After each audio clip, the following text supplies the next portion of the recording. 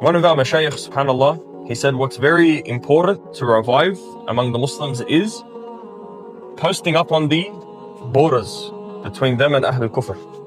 This is something which is recommended even in the books of fiqh. They said that not just is the Imam expected to do jihad al-talab at least once a year, if he has a capability, but they said even if he doesn't, then what becomes mustahab for him is to go with an army at the borders, just to let the kuffar know, that to put fear in their hearts and to not try the Muslims. To not try the Muslims. And one of our mashayikh, subhanAllah, he used to say that this has become lost with the leaders of the Muslims today, because you find that, subhanAllah, instead of them warding off the kuffar to not step foot in to do harm to other Muslims, they welcome them to build military bases.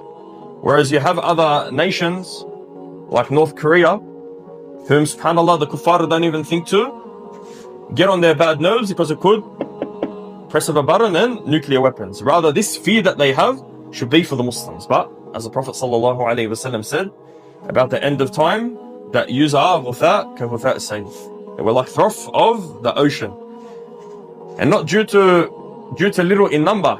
This is an indication that our number's big, but it's because that big number doesn't have the sustenance of the principles of Islam. And from among the principles of Islam is loving jihad and loving giving victory to the religion of Allah subhanahu wa ta'ala, and not fearing death. Because also in that same hadith, the Prophet ﷺ said that in the hearts of the people who are the froth is something known as wahan. And they asked, this was a new word to the Sahaba, they said, what is wahan?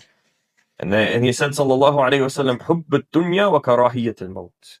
The love of the worldly treasures, the worldly life, the dunya, and the hate of the thought of death. And some of the scholars said, subhanAllah, it's not even just death, but the hate of even the slightest bit of harm.